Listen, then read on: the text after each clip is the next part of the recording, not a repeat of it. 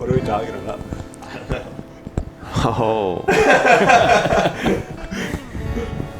How's your butt doing today? It's better. Yeah. You know, Benadryl and some of that lotion stuff. So I No got lotion? something on it. I don't know what it is. I've had ailments every day I've been here. I've been here for like 13 days. The Midwest is still getting used to Texas. Yeah, I thought this place was supposed to be tame. Every plant I touch, It itches. some sort of reaction. And how it got on my butt cheeks, no You're not clue. really supposed to walk around in the woods and, touch plants and rub them all over your body. No. But we do that all the time. Should we just start with the beginning of the season, what kind of sign you're looking for, and Sure. pretty much all the way to the end? Talk about some different situations and whatnot. You in? Yeah. Are you rolling? For These 5 are minutes rolling, and 20 yeah. seconds. Talk about scenarios that we ran into in the very first week that we hunt. First week of September. Yeah. Kentucky.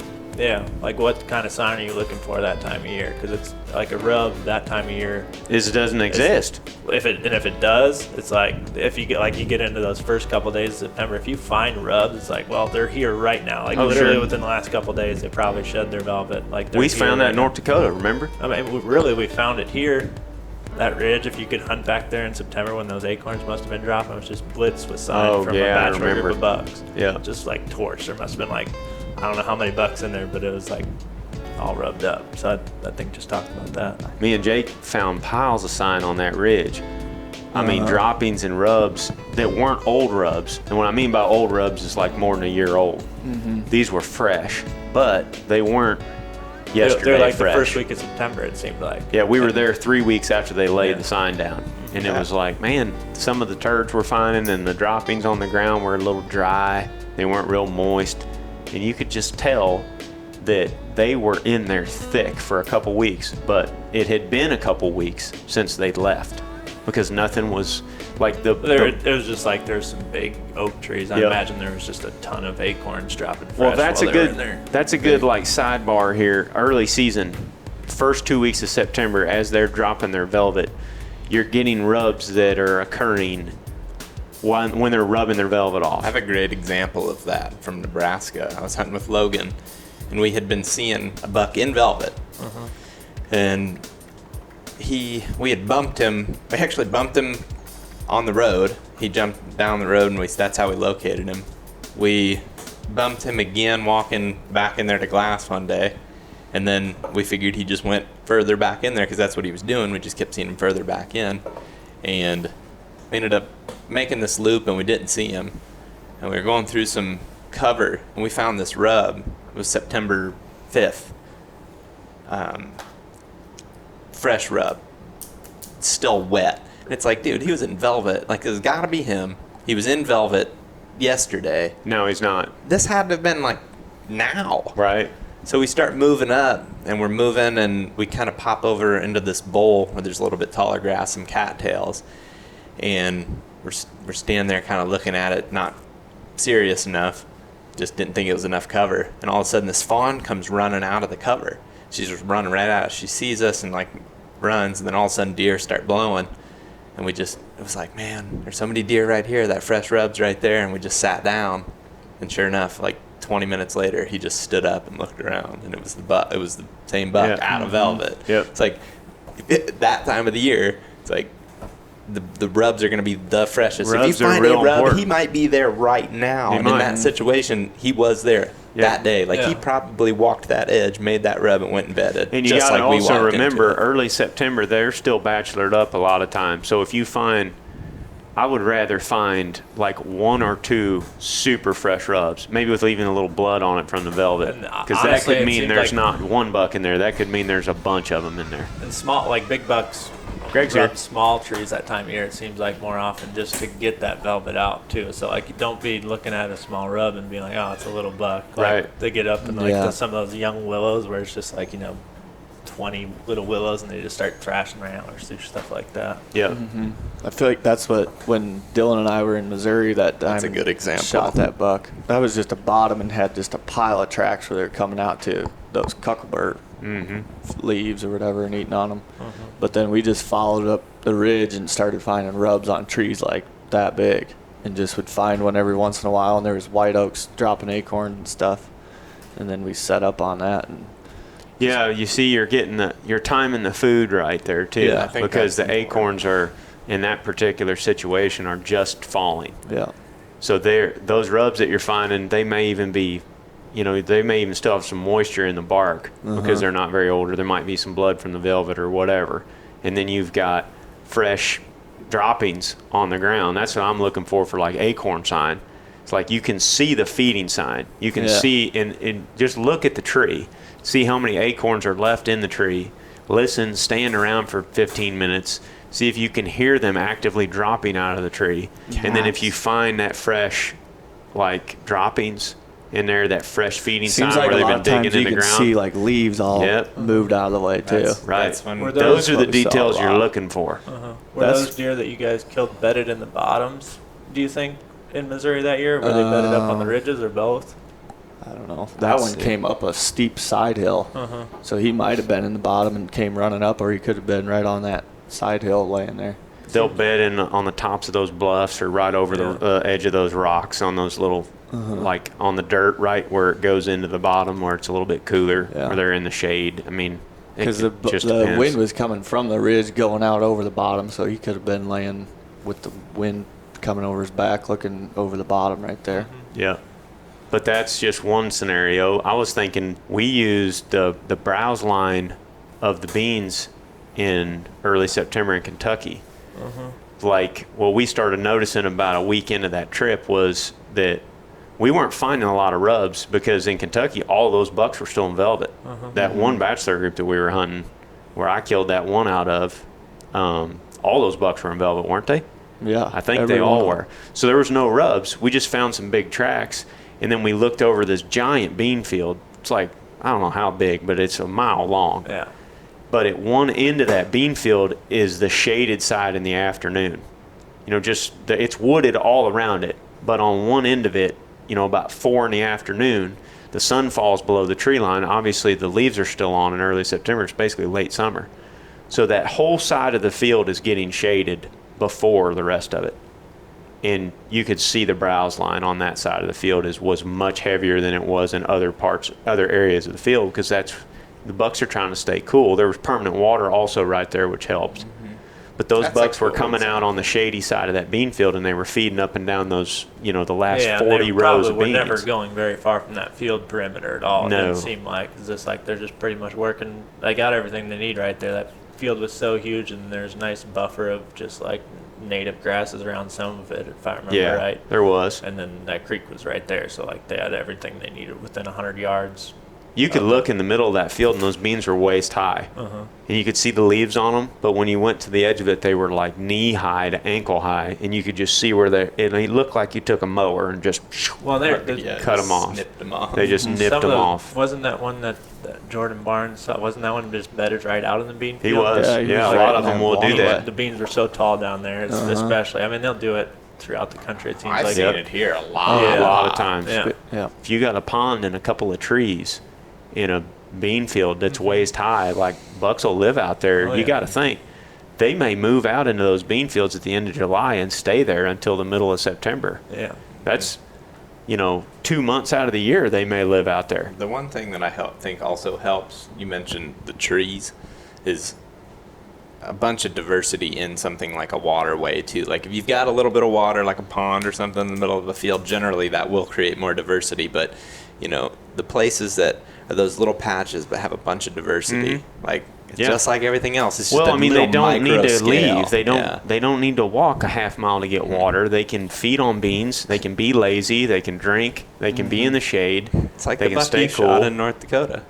Yeah. In velvet. I mean, he just was using this little micro Yeah, and it's diversity. A lot of the places that they are in September, velvet into early September sometimes is like places that I wouldn't really expect to ever find them first week in November when all that No. stuff's combined, or Yeah. all that native like all the stuff, broadleaves and stuff that they were feeding on are just kind of dried out and not as valuable. It probably seems like. I don't know. There's just a lot more cover when the crops are up too. At least I'm just thinking, like the area that I grew up hunting in Wisconsin, same type of deal. It's just like there's these little areas that they'll go to that I guess I wouldn't expect to find them later in the year just because there's no cover because the crops are gone, Yep. standing crops. Feeding sign then early in the season. That seems like something we're always looking for. Well, not always. I mean, shouldn't ever use the word always or never, but that's definitely a common theme. We talked about rubs early. Occasionally we find some scrapes early. Yeah, but Here and there. Yeah, and those are generally, I'd say if further you away do, from the it's- bedding. It's worth taking note of for Yeah. sure, because there's Yeah. probably a lot of bucks. When we were in Minnesota, and That was late September, so that's Late. 20th of September. Yep. I think. we did this some, and it's something if we could go back, I'd probably do even more. Is just walk field perimeters, like just go to where they're feeding at night and just look for that big buck sign. If you were to Look for a walk big out, track out there. yeah, if you were to walk out, and another thing that I like looking at is like big trail openings. Big bucks got to go through. It sounds stupid, but out on those No, big it's fields, true. you find a big hole. Really look at those specific spots for those tracks, because he has to come through that big trail. Like if there's a Yeah. big opening on the field edge, but go and check for buck sign, big buck sign around that, and then maybe observe it, or do that first or whatever. Do a combination. Observe some, scout the perimeter. You'd cover the most ground doing that. And if you're finding a scrape at that time of the year that's like already a community scrape, like he's probably coming to that. And I would say that strategy would work for another month. Sure. I mean, even later than that, Yeah. but all year, really. Now that's only one part of the puzzle, because he may not be making it there in daylight. And then that's when you start looking for potential bedding areas that are, within the cover a little bit more. But That's also that's the funky time of the month too. I think rubs get harder to read. they They're get not- harder to read there's as more the of month them. goes on, because they Sure. continue laying more of them down. And then you've got to decide which ones were made in the last 4 or 5 days versus which ones were made like 2 or 3 weeks ago. Yep. Because I used to do that when I was a kid. September 15th was the opener in Missouri. And we would go in there on the 13th and the 14th, and we'd scout, and we'd find these big groves of rubs that were rubs that the bucks were making the first week of September when they were shedding their velvet. Yeah. And we'd set up right over those things, Yeah. because like, look at all this buck sign. There's got to be 20 of them in here. No, I mean, there was a bachelor group of them that came through here and they rubbed their velvet off. Yeah. Kind of dried But up. they might have been here for 4 or 5 days at the beginning of the month, and now they're half a mile from here back in the timber feeding on black oak acorns or something. And they've shifted 2 weeks later. And I feel like that continues to happen as you go into October. And the bucks start like ranging out a little bit further, like they split up, they become more territorial, and then they start moving and running scrape lines, making big rut loops, and then you really start seeing the dispersal of the rubs. It's like you're seeing rubs everywhere by the end of the Yeah. month, and it's harder to discern where exactly that buck, what exactly is he doing, where's he Yeah. coming from, when did he leave How it. long ago is this from? Right. So that's where you really have to dig in and check that thing out at you can't just glance. On September 5th, you glance at a rub and you're like, okay, Yeah. that's Okay, fresh. this is You don't even- important. And the it's best way to so learn dumbed if a down. rub is fresh for me is just like, there's places that you hunt consistently. Maybe you got a camera out there, you're going to be walking past, you see a rub on the way in, just like next time you go in there, keep tabs on what that looks like Yeah. compared to however many days ago you were in there, just so you can kind of at least get a gauge on how old the rub is if you do see it out there. Another thing is just in the moment, just touch the thing. Yeah, Like, if it's wet, like yeah. it's fresh. Yeah, and if it feels wet, then I always look at the leaves too, Yeah. like If they're still green, yeah, and if the bark's still green. if the trees are starting to drop their leaves in mid-October to mid-November, if you get a high wind day and all those leaves get blown down to the ground, and then a day later you find a rub with shavings all over the top of that new leaf litter, that rub was just made. I think what has always tripped me up is how much is enough to set up on. It's like, well, you could go to one oak tree and you could find gobs of feeding sign under it with hardly any acorns, and set up there and not see them because they ate them all 3 days ago when they left.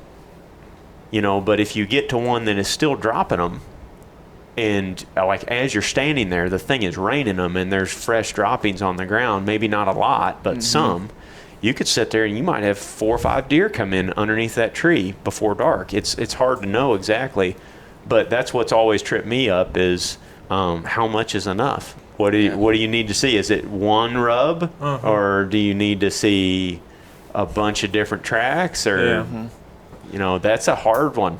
It's just totally dependent on the situation. But that's where I kind of like relying on going into places during the same time of year as I've been in there in the past and had a good experience. Once you hunt, you hunt around an area for a while, you can get places you're more familiar with, and places that hold deer more certain times of year compared to another. You just have had an experience.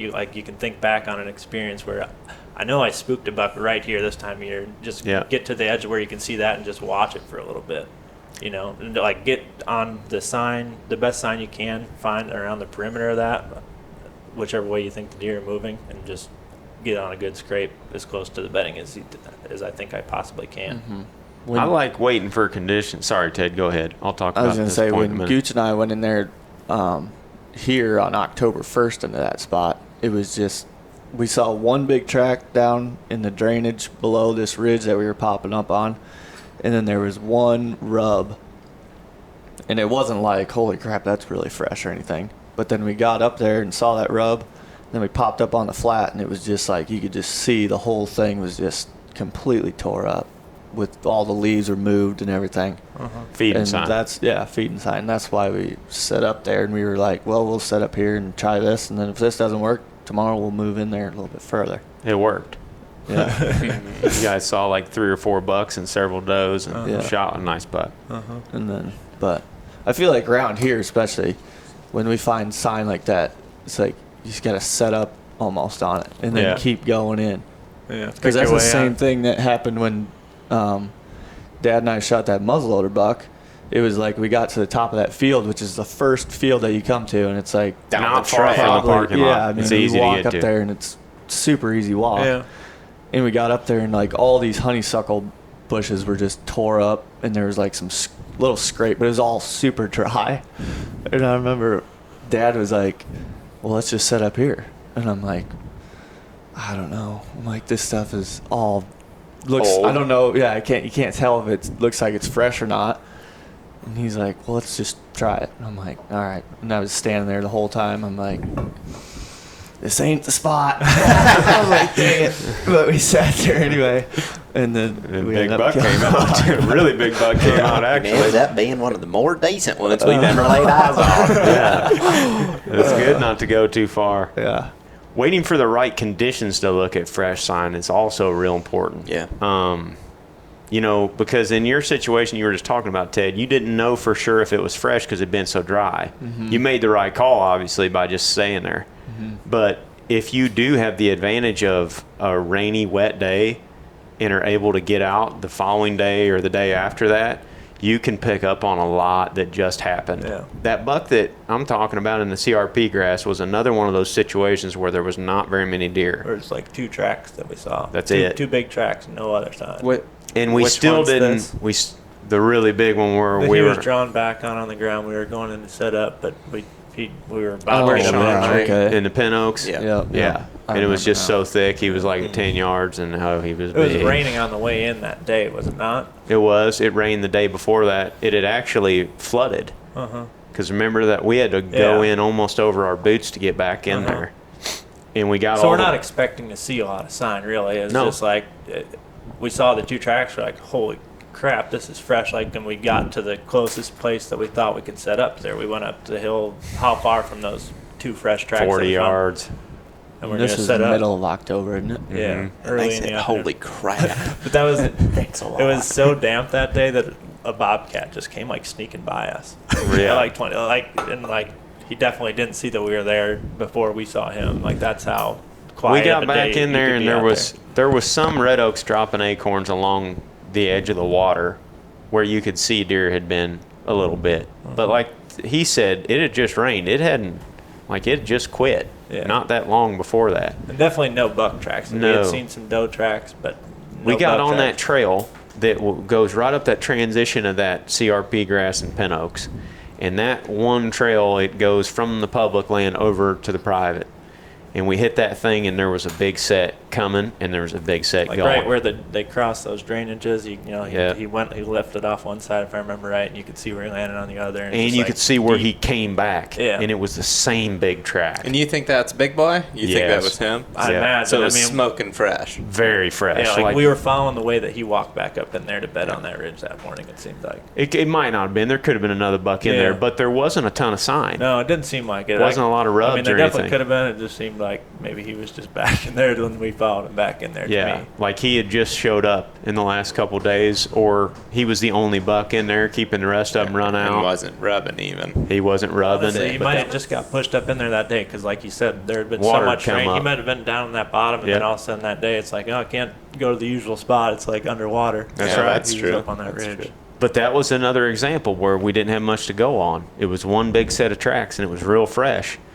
And we were still hemming and hawing around about it. We were like, it's good, but it's like one track. I mean, Yeah. come on, man. It's like, well, we Hoping were for a highway through we here. were standing there, and we are like, well, this is just like there's not a lot of real good setup opportunities in here. It's just thicker than hell. It's like, how do you even get an arrow through some of this crap? Yeah. And we were looking around for possible little pin oak to jet up in so we could see across that CRP.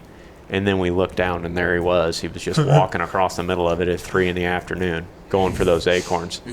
Like we literally found those tracks and walked another 30 yards, and There he he stood was. up, and he was right there. Like I was like facing towards you, and I just saw your face. It's like early in the afternoon. We're about to set up, and all of a sudden, I don't know if we were filming an interview. I don't think we were, but all of a sudden I saw your face. You're like, big buck right here, and like I could tell that he's just like, how close was he when he stood up? 40. 40 yards. He just Yeah. stood up and walked like straight away from us, right? And Oh, we were he both had just no standing freaking there. idea. We were both- Windy we- wet. Windy Yeah. wet, man. That is so good. We were kind of just like, looking around for a tree though, and like all of a sudden Worm's like big buck. So he just must have stood up and went straight for those. Oh, he pin was oaks. right there, right next to us. Yeah, and he was going straight. He went straight in there, and then we stalked him and got real close and almost killed him. What was But- the sign that we saw the year 2 seasons ago when we stalked the 10-pointer in the buck nest that we saw bedded? What did? Because there was something That's we went another back good in. one. We went back in there a couple. Like we went in Did there. you see once. big tracks in the creek We saw- crossing? we I did. think We we were did. seeing And then a it lot rained a of bunch. deer sign in general. Like we had been seeing tracks on our way in. I think we saw a doe and a young spike or something, and Yeah. a doe. And then we were seeing just a bunch of tracks crossing that creek, and we could easily walk that creek quietly. That was just a deal too, where it was just like you guys know exactly within another one of those deals where it's like within what would you say 100 to 200 yards, of where you can get to a 5 spot. beds, Yeah, too. you can just look and know where the Exactly deer are where going to they be. are. And that's just like from finding a spot and then going back there at the same time, Yep. but year to year, and it's one of those spots that's going to be good. And you can find like a surprising amount of them, really. Oh yeah, that's the big takeaway that I've got. It's like, man, if you've got those perennially good spots that have all of these things, they've got the permanent water, they have the cover, they have the lack of people. Man, if you find just a little bit of sign, maybe go in there and not even worry about it. Maybe just Especially if set you got up, the time and it's just not the greatest freaking weather. sit Just there sit back and just glass them. and just. Lay some I mean, field glass You're on 'em and closer. enjoy You it. know how to get in and out of there without boogering them out of the beds. So just go in there and set up on it. And if you don't see nothing, fine. Move in further, like you said, and just take your one step at a time. We've obviously made the mistake of going too far a bunch of times, but that's what I've noticed is it the reading the sign is all over the board. Like when we went into the buck nest several years ago, there was 100 rubs. I mean, there's literally rubs everywhere. And we realized why. It's because there was 15 freaking bucks using the bedding area. Well, and that was the beginning of October. So the sign was just everywhere. Yeah. Well, you see that, and then you're trying to repeat that in your mind. It's like, well, okay, right. that's what I'm That's looking the best for. it ever was. And I'm not going to stop until I see that. Well, mean, that's dude, not the yeah. case. That's- I mean, we're looking at these other scenarios where there's one buck. Oh yeah. Well, it goes back to like kind of similar to what we talked about the other night of just maintain, regardless of like what you're getting sign wise, maintain that positive mental attitude. Yeah. So you go into a spot and you're just seeing the two, big tracks, and you're like, man, that just ain't really what I was hoping for. Always be on your toes and be Have ready, which is confidence. hard to do. If you get discouraged, you're like, oh, we probably should have went to that other spot or just worked on videos today. You got to try to keep yourself in that killing mindset Yeah. when you're going.